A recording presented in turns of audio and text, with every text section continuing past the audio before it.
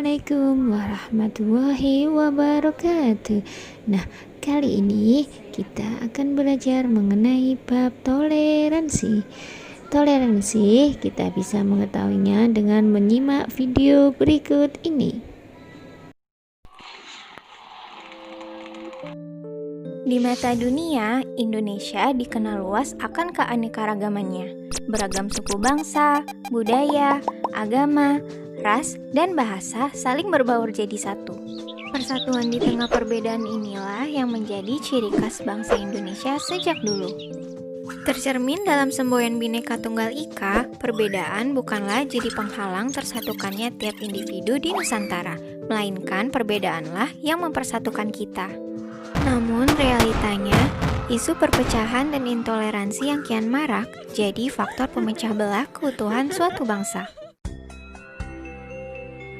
Belakangan ini, negeri kita tercinta dihantam berbagai permasalahan internal, terutama soal integrasi nasional. Kurangnya sikap toleransi jadi pemercik utama rusaknya kerukunan antar sesama. Beragam tindakan-tindakan negatif, mulai dari penyebaran pesan intoleran, isu berbau rasisme, hingga ujaran kebencian kian berkembang pesat di sekitaran masyarakat. Akibatnya, berbagai konflik internal pun muncul, dan hal tersebut lantas memicu terjadinya pergesekan antara kelompok mayoritas kepada minoritas. Sikap merasa paling benar dan main hakim sendiri, lambat laun berujung pada tindakan kekerasan dan vandalisme.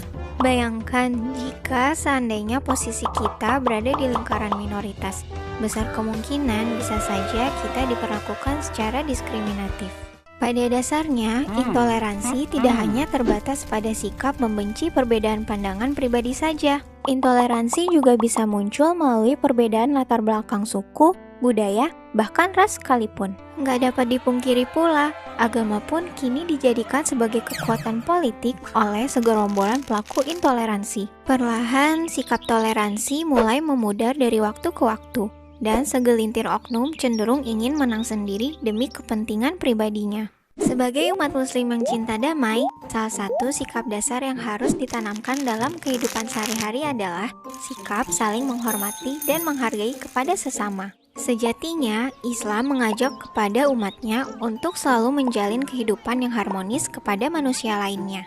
Dan Islam juga sangat menjunjung tinggi keadilan bagi siapa saja tanpa memandang apapun latar belakangnya. Termaktub di dalam surat Al-Mumtahanah ayat ke-8, Allah sebenarnya telah mengingatkan kita untuk selalu menghormati kepada sesama. Allah Ta'ala berfirman,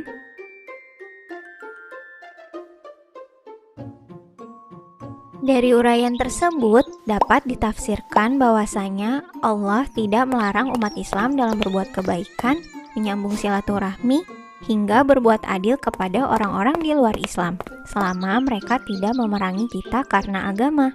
Dari hadis Bukhari, suatu waktu Rasulullah SAW pernah ditanya, agama manakah yang paling dicintai oleh Allah?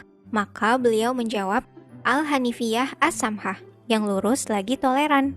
As-Samhah berasal dari kata tasamuh yang merujuk pada makna toleransi. Hadis tersebut sering digunakan sebagai rujukan Islam untuk mendukung sikap toleransi. Dengan berpegang teguh pada nilai-nilai Pancasila, kita seharusnya dapat meningkatkan rasa persaudaraan kepada antar sesama. Mencegah perpecahan akibat perbedaan adalah tugas kita semua sebagai warga negara Indonesia demi menjaga keutuhan bangsa. Hal tersebut dapat diwujudkan dengan menerapkan sikap toleransi di dalam kehidupan sehari-hari sedari dini.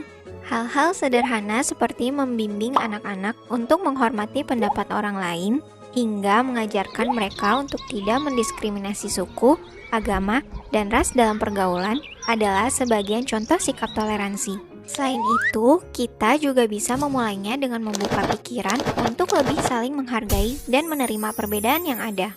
Bukankah manusia itu diciptakan berbeda-beda dengan segala keunikannya? Terlebih di Indonesia memiliki beragam suku, adat, dan ras yang heterogen. Maka sudah saatnya kita bersatu padu tanpa sekat.